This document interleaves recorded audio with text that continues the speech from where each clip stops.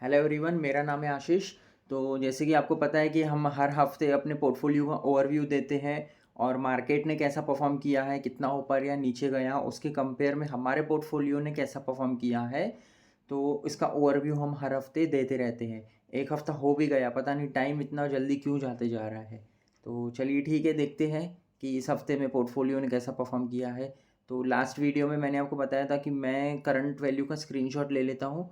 तो ये हमारे पोर्टफोलियो का लास्ट वीक का स्क्रीनशॉट है। ये देखिए, लास्ट वीक 23 मार्च को हमने इसका स्क्रीनशॉट लेके रखा था कि पोर्टफोलियो कहाँ पे क्लोज़ हुआ है। तो यहाँ पे अब देखिए हमारे पोर्टफोलियो लास्ट वीक ये देखिए हमारी जो मैंने कुछ और इन्वेस्टमेंट ऐड भी किया था, वो तो मैं कितना किया वो मैं आपको अपडेट दे देता हूँ। तो हमारी जो टोटल इन्वेस्टमेंट थी लास्ट वीक की, वो थी 24,12,000। और यहाँ पे मैं अपना ब्रोकर अकाउंट ओपन कर लेता हूँ और अभी हम देखते हैं कि करंट जो हमारी इन्वेस्टेड वैल्यू है वो कितनी है। तो यहाँ पे आप देख सकते हो हमारी इन्वेस्टेड वैल्यू 24,51,000 रुपये है। तो सबसे पहले मैं आपको दिखा देता हूँ कि मैंने फ्रेश इन्वेस्टमेंट कितनी किया है। तो 24,91,000 रुपये की हमारी करंट इन्वेस्टेड वैल्यू है। और लास्ट वीक में हमारी जो करंट इन्वेस्टमेंट वैल्यू थी वो थी लगभग 24,12,000 रुपये की।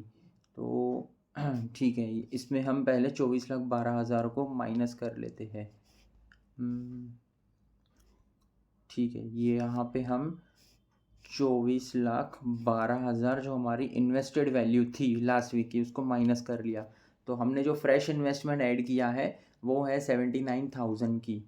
तो ठीक है, अब हम एक काम करते हैं, जो हमारी लास्ट वीक की क्लोजिंग करंट वैल्यू थी जो कि थी हमारी 22,59,000 रुपये। तो हम इसमें हम 79,000 ऐड कर लेते हैं।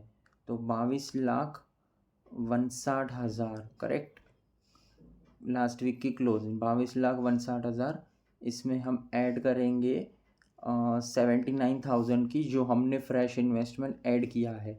तो अगर हम अपने प्रीवियस क्लोज में फ्रेश इन्वेस्टमेंट को ऐड कर लें 79,000 की, तो हमारी पोर्टफोलियो की वैल्यू वैसे ही 23,38,000 हो जाएगी।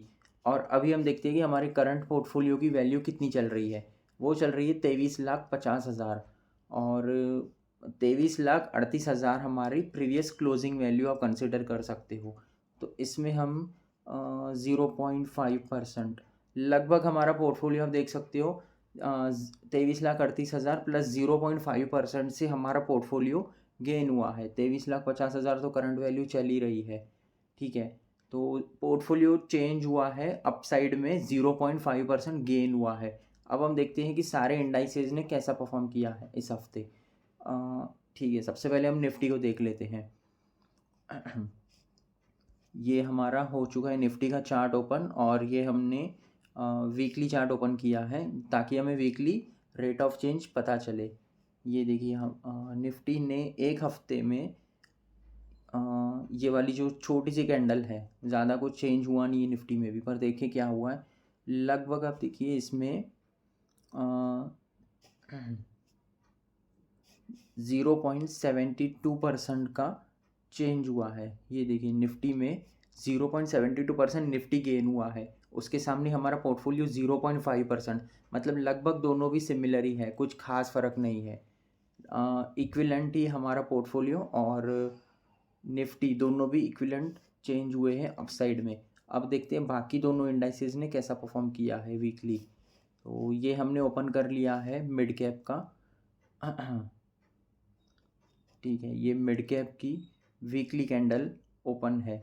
तो वीकली कैंडल में मिड कैप 50 ने लगभग 0.47% लूज़ किया है। मतलब मिड कैप का जो इंडेक्स है वो माइनस आप 0.5% कंसिडर कर दीजिए, और हमारा पोर्टफोलियो 0.5% गेन हुआ है। तो मिड कैप को आउट परफॉर्म कर लिया हमने इस हफ्ते।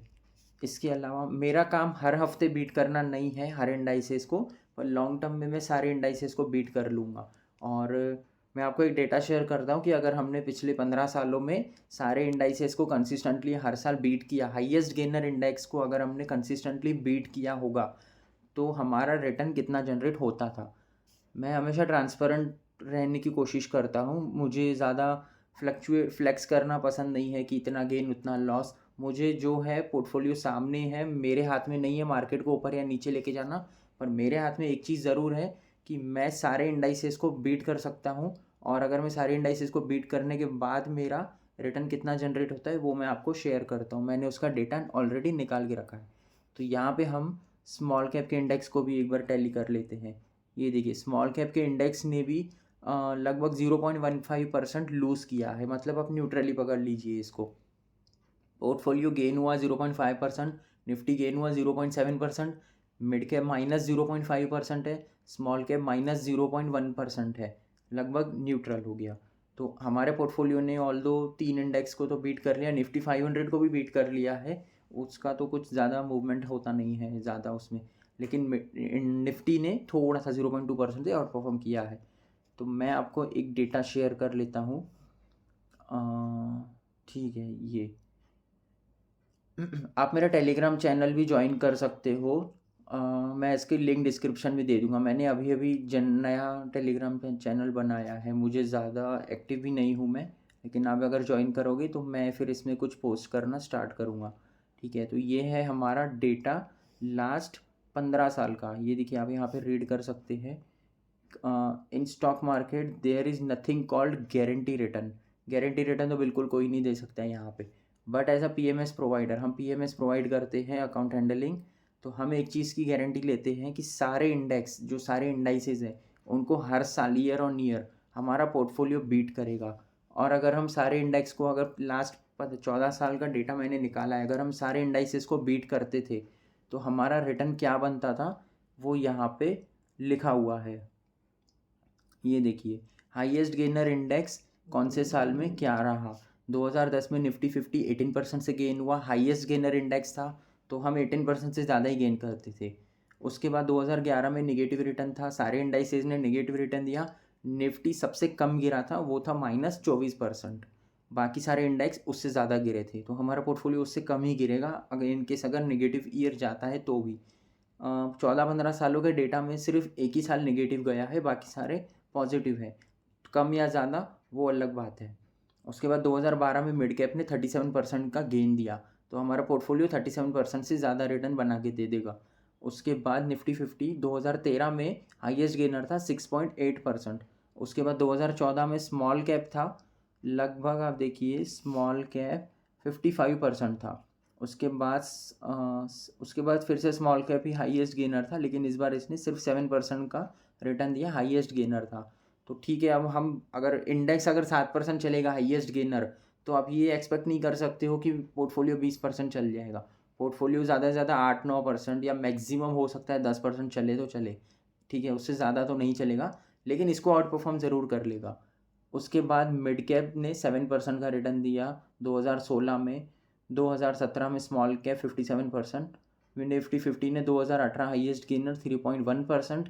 सबसे लोएस्ट यही साल रहा है 2018 का, लेकिन इसमें सारे इंडेक्स ने नेगेटिव रिटर्न दिया, सिर्फ निफ्टी 50 ने ही पॉजिटिव रिटर्न दिया था, लेकिन सिर्फ 3.1% का। और हमारा पोर्टफोलियो इस टाइम पे भी पॉजिटिव में ही क्लोज होगा, क्योंकि एक इंडेक्स है जिसने पॉजिटिव रिटर्न दिया है। इसके बाद है निफ्टी 50 2019 में 12%।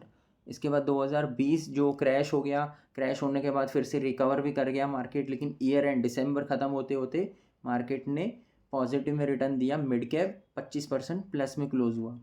इसके बाद स्मॉल कैप 2021 में 59% का रिटर्न दिया है। ये मेरा सबसे बेस्ट साल रहा है। मेरे पोर्टफोलियो में सबसे ज़्यादा कंट्रीब्यूशन इसका और 2023 का ही रहा है। मेरे पोर्टफोलियो पिछले 4-5 सालों में 4-5 गुना हुआ है, वो इन दोनों सालों की वजह से ही हुआ है। इसके बाद आप देखिए 2024 में भी 29% का small cap highest gainer index था। तो हमारे पोर्टफोलियो सारे इंडेक्स को बीट कर लेगा over time, year on year.